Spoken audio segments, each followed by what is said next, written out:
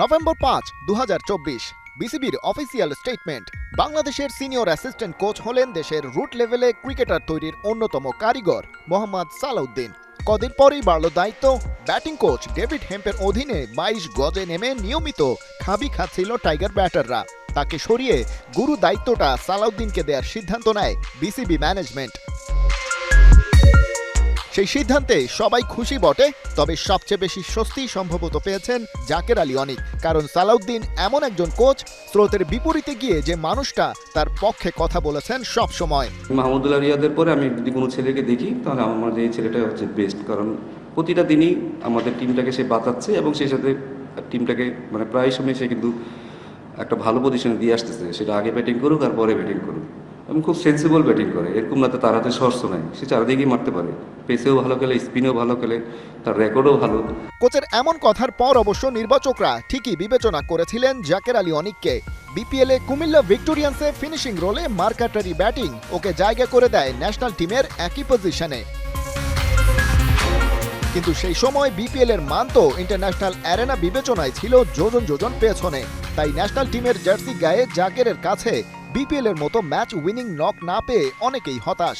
Run যে একেবারে পাননি তাও নয়, কিন্তু টি-20 সুলভ ব্যাটিং করতে পেরেছেন যে কটা ম্যাচে বেশিরভাগ ক্ষেত্রেই হেরেছে টাইগাররা, এমনকি জিম্বাবুয়ে এবং ইউএস এর মতো দলের বিপক্ষেও।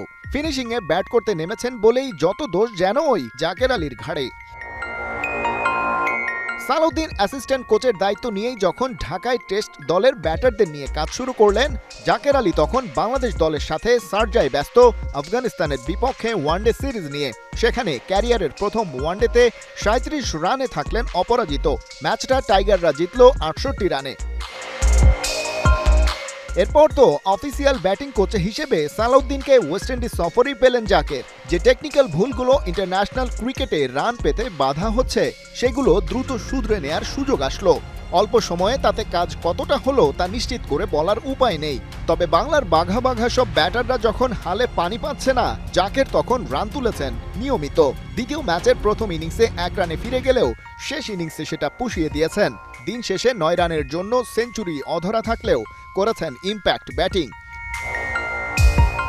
জাকেরের জন্য সবচেয়ে স্বস্তির ব্যাপার, তিনি নির্ভর হয়ে খেলতে পারছেন, কারণ দলের সিনিয়র অ্যাসিস্ট্যান্ট কোচ তার সাথে আছেন এবং সালাউদ্দিন ওকে সুযোগ দেওয়ার পক্ষে। আর প্রিয় গুরুর কাছ থেকে এতটুকু পেলেই একজন জাকের আলী অনিক বাংলাদেশকে আরও বেশি গর্বিত করা সময়ের ব্যাপার মাত্র। খালিদ জামিল, একাত্তর।